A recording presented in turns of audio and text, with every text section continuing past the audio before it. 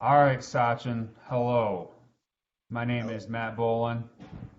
As you know me, I know you. Sachin is one of our graduate student ambassadors in the Master of Science in Biology here at the University of Michigan-Flint.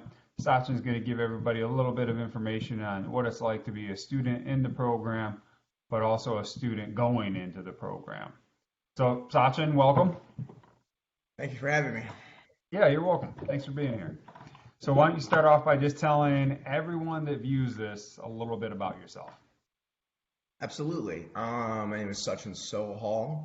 I am born and raised in Michigan, and I came and did my undergraduate studies at the University of Michigan-Flint, specifically in biology.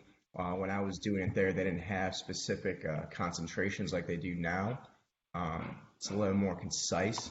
I like what they're doing now with the undergraduate program in biology. It's you can use different avenues, dental, medical, and such, and other sciences, ecology, and what have you. But yeah, so pretty familiar with the faculty, the campus layout, and such. After spending 4 years at the university, so I graduated, and then I took some time off in between applying for graduate school. And I did, of course, I looked at other programs in biology to to complete my master's degree. But at the end of the day, I ended up coming back to the University of Michigan-Flint.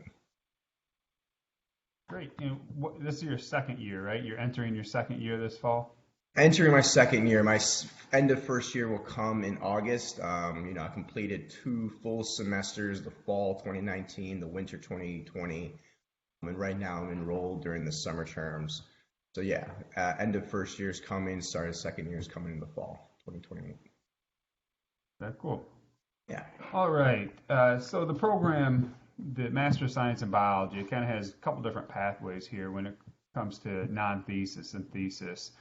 So can you speak to the differences between each and a little bit of the freedom to switch in and out and maybe the benefits to a non-thesis approach versus a thesis approach in this program? Absolutely, absolutely. So again, kind of in my research for graduate programs, the majority of them, or I think pretty much all of them, consist. If you want to do your master's in biology, it's usually like a 30 to 35 credit requirement, depending on which university you choose. And then, so that was pretty much even across the board. Now, University of Michigan-Flint kind of was the only program that I noticed that offered you to complete the program, the degree in two ways, in a thesis option and a non-thesis option. But more specifically, you had the option of switching in between them if you weren't sure if you had a thesis proposal when you first applied, or maybe you have no intention of doing a thesis research, and then once you're in the program, if you're sparked by faculty or something that comes to you while you're doing your graduate work, you can go to your advisor and ask, like, hey, I'm interested in pursuing this thesis. Can you recommend a professor? Can you guide me? Can you tell me the layout of how I would implement this, and a time frame, which they're happy to do. So yeah, I mean, again, a lot of the University of Michigan-Flint was the only one that I saw that had the option of, like, if you want to change your mate or your concentration in between while you're pursuing your graduate work, you have that option. And we see that on the front end too. Oh, go ahead, Sachin. Oh, I was just going to say, like, and the degree options are pretty similar in that, like, the thesis option requires 30 credits completed, with a good chunk of that being in thesis, like work, research, proposal, defense, and what have you. Mm-hmm. And then if you're not interested in that, the non-thesis option offers just credits. You just earn credits by going to the classroom, going to lectures, going to labs, doing exams, writing papers, and what have you. Yeah. Good. And we see that a little bit on the front end too in the admissions, where some students are interested in non-thesis, some are interested in thesis, and some come in as non-thesis and they move over to thesis as the program goes along. Absolutely, absolutely. The main, like, benefit of doing a thesis, coming up with a proposal, and defending your research, It kind of opens the door if you want to further pursue that topic of interest, via PhD or what have you. And it kind of just sets you apart to be able, even if you don't pursue a PhD and you just, you do the work and you come up with a proposal and defend it, you'll always kind of have that in hand. You can apply for publishing, if what have you, depending on different requirements and such. But it's just something you can do while you're at the university. That like now, when you're doing your graduate work, it would be the time to do it. So yeah. Good. And there are other opportunities too within the program, a couple different pathways, and we talk besides thesis and non-thesis, and that's the ecology or the wildlife side of it versus the laboratory side. Can you speak to kind of both sides of that and the benefits of the University of Michigan-Flint when it comes to both pathways or both interests with that? Right. Yeah, so it's kind of like at the moment, I want to say it's a little undefined, but it's becoming more concentrated. I do know that the advisor at this moment, or the director of the graduate program, is implementing changes, like great changes, and kind of making it more concrete. But at the moment, if you're interested in doing an ecology background in your graduate work, the University of Michigan-Flint is like primed for that. And that's kind of based off just the faculty who are interested in ecology, the surrounding area of the greater Flint, Michigan, and what have you. And if you're not interested in the ecology side, like myself, I've always been more of a cellular guy. Molecular is really important, but like I enjoy cellular because I'm a little better at it. But molecular biology, cellular biology would be the other avenue of like what the concentration that the university offers. And again, just it's all based off, like, in my opinion, the faculty.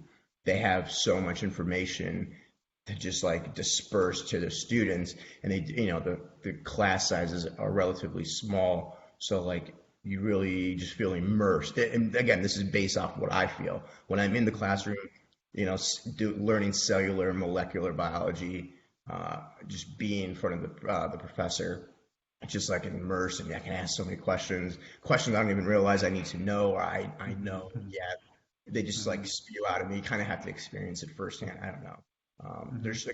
There's so much more to learn from molecular and cellular biology that I'm still in it. So every day I'm just like absorbing more and more and realizing more and more. So yeah. Good. And Sachin, what's your ultimate goal after you finish the program? Ultimate goal would be to pursue a PhD or my medical degree. Yeah. The Awesome. PhD was not my intention. When I first applied, I was like, I'm going to go pursue my master's of science in biology, and then continue on to the path of like medical degree. Now that I'm in it, my first year's coming to an end, I'm kind of seeing the benefit of kind of pursuing a PhD just to further my understanding. Again, like this is all coming about every single day to further my understanding, and then to return back to my medical degree plan. Yeah, so it's interesting. It's evolving every single day. But yeah. Good thought process. Something else you mentioned to me before was kind of a neat feature of the program, how you can take up to 2 courses or 8 credits outside of the biology degree. Yes. What courses have you taken? So, yes, that is quite wonderful. Again, 32 credits for my program, minimum requirement. 2 courses are up to 8 credits total can be in non-biology courses. So when I first read that, my immediate thought was, I'll maybe take an English course, an art course, something a little on the easier side. There's nothing like easy in graduate school, but a less demanding workload, if that's a better way of putting it. And then something I'm interested in. I'm interested in English and writing essays just to kind of better myself. I'm interested in art, kind of like just broaden my horizons. Like math. No, thank you. Like not really. Mhm. But yeah, so that's what I was like thinking. And then I took a look at the course offerings, and I ended up so I took one in my fall 2019. I took epidemiology, public health course.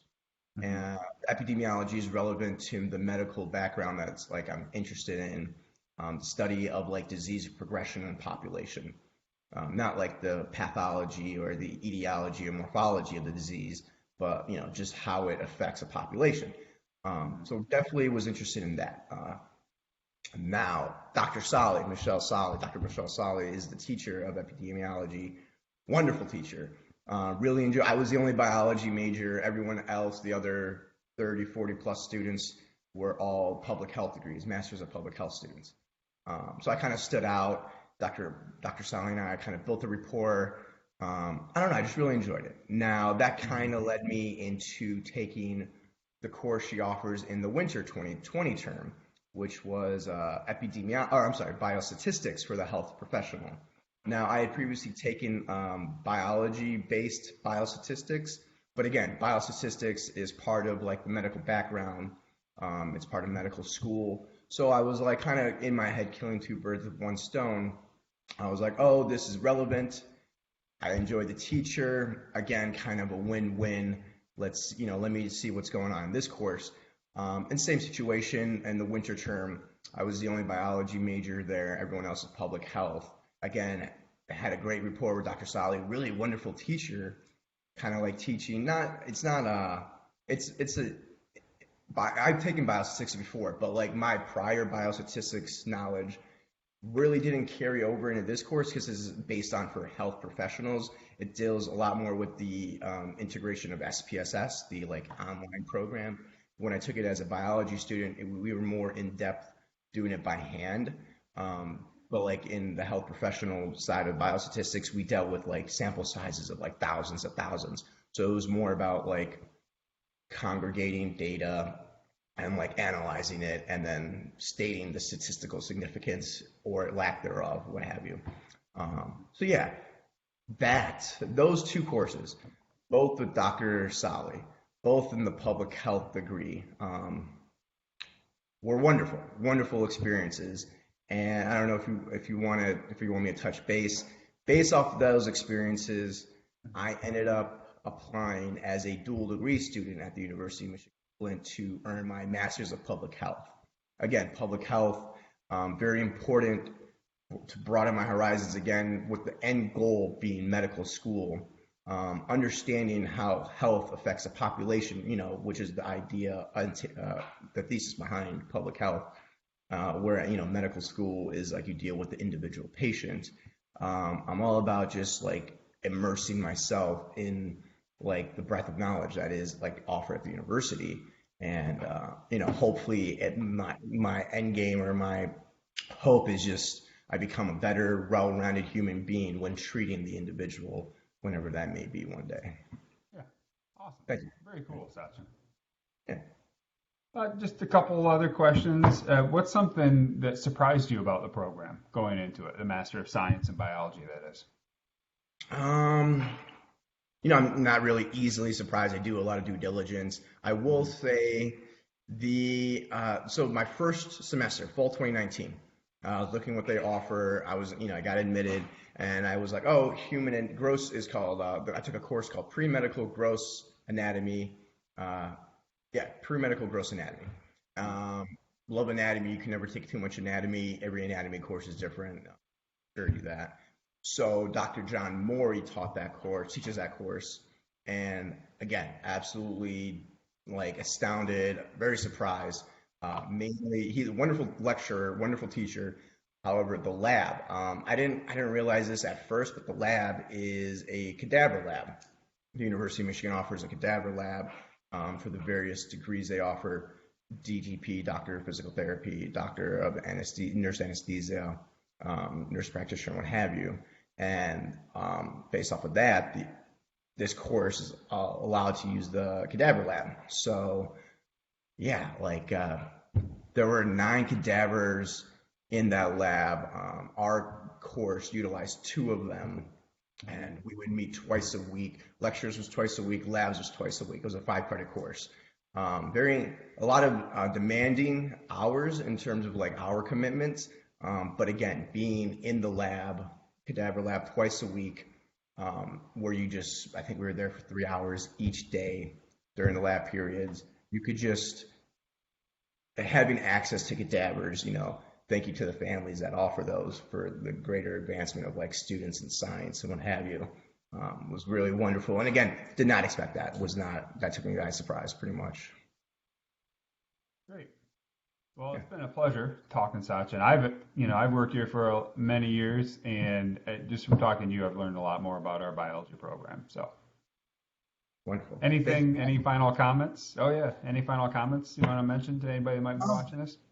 This is a very interesting time that the whole world is experiencing together. We're all adapting. I'm adapting again. I'm taking courses at home. My winter term was one I'll always remember for the rest of my life. Pretty much just to anyone who's out there, just keep going, keep moving, keep adapting. You'll do wonderful. Kind of all in this together. It's kind of keeping me sane, knowing that like everyone is indoors and like, yeah, I don't know how to describe it, but yeah, pretty much we're all in this together, and I think the world will be different when we come out of this, but I think we'll be a little bit better, hopefully. Good. Well, thank you, Sachin. Much appreciated. Thank you for having me.